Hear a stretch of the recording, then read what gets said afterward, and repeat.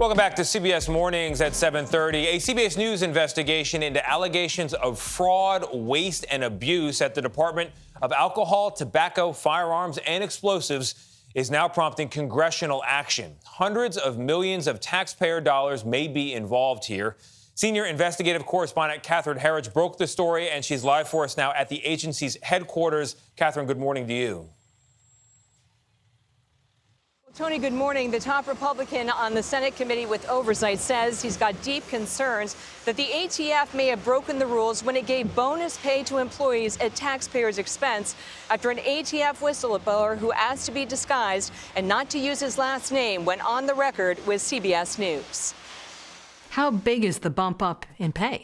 25%. As soon as Joe, an Army veteran, got to the ATF's Human Resources Department in 2016, he said he noticed personnel problems. They would bring every agent that wanted to be promoted to the headquarters. They would spend time there doing a whole lot of jobs. Desk jobs, a variety of jobs to which they weren't even minimally qualified. And Joe told us there was another issue. Even though some ATF personnel were doing administrative jobs, Joe told us they were paid a bonus known as Law Enforcement Availability Pay, or LEAP for short. People were receiving it in positions where they weren't authorized. Government regulations stipulate the extra pay is reserved for criminal investigators who are on call and expected to work unscheduled additional hours. How much money are we talking about for an individual employee? If you were making $100,000 and you got LEAP,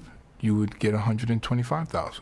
Joe doesn't know how long it's been going on or how much money has been wasted, but colleagues told him that was the ATF way. What do you mean the ATF way? Well, this is what they've done for 30 plus years, to what I was told. After telling a senior ATF official in 2018 what he'd found, Joe got this email from his supervisor saying his bosses were upset.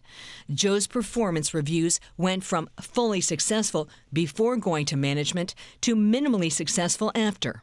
What did you take away as the message? Don't look over there. Just because you see someone stealing money out the ATM, you don't have to say anything. In June last year, a federal lawyer told Joe the Office of Special Counsel found a substantial likelihood of wrongdoing since the government's HR office suspended the ATF's authority to create certain jobs for no less than 6 months. This seems to be a waste of taxpayers' money. Senator Chuck Grassley is the top Republican on the Senate committee with direct oversight of the ATF. While 4 agencies are investigating Joe's case over a 3-year period, none of it reached Grassley's office. Should someone have told your committee? You're absolutely right. It boils down to the fact that agencies don't like to be embarrassed by these revelations that come from whistleblowers.